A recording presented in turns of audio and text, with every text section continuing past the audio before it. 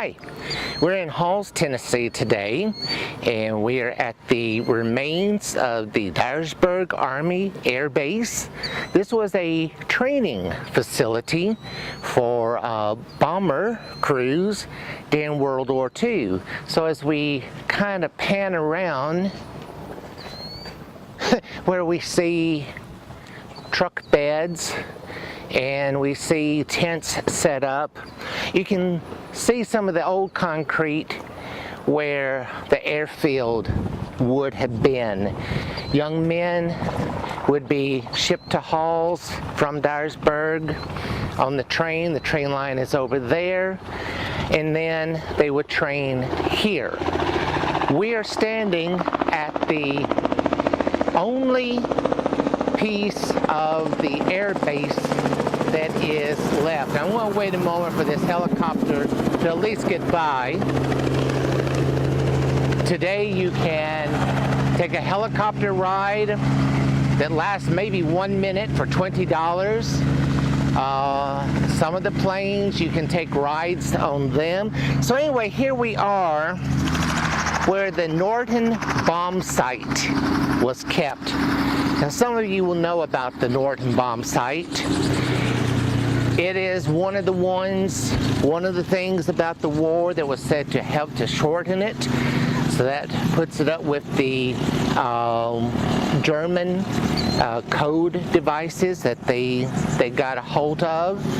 And so the Norden bomb device was so accurate for its time that if the plane was in danger of being shot down, one of the things that the bombardier had was a hammer, and his job was to destroy the bomb site completely so it could not get into German hands. So they had working models here, and the person in charge of it would have to come here, get past the armed guard. This was a secured facility. It was kept under lock and key.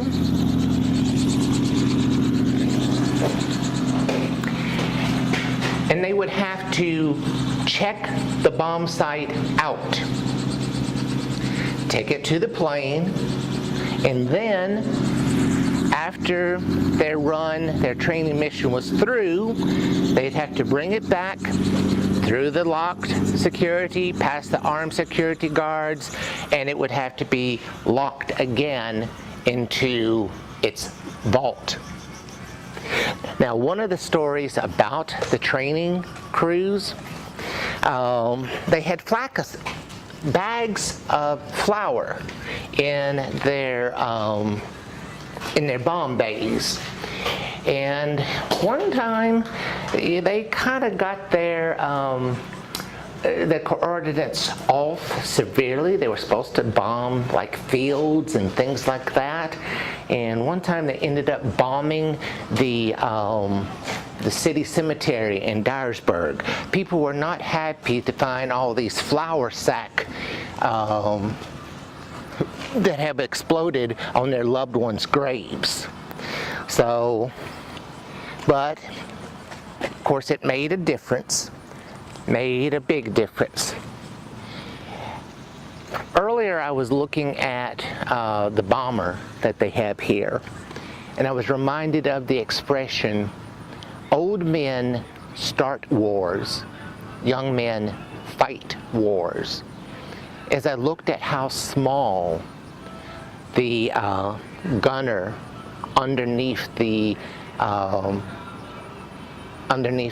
plane had to be to get in and out, and as I looked at how small the gunner had to be able to fit in to the nose gun turret, and then I'm going, that's why there are so many old men that are left as World War II vets. They were kids.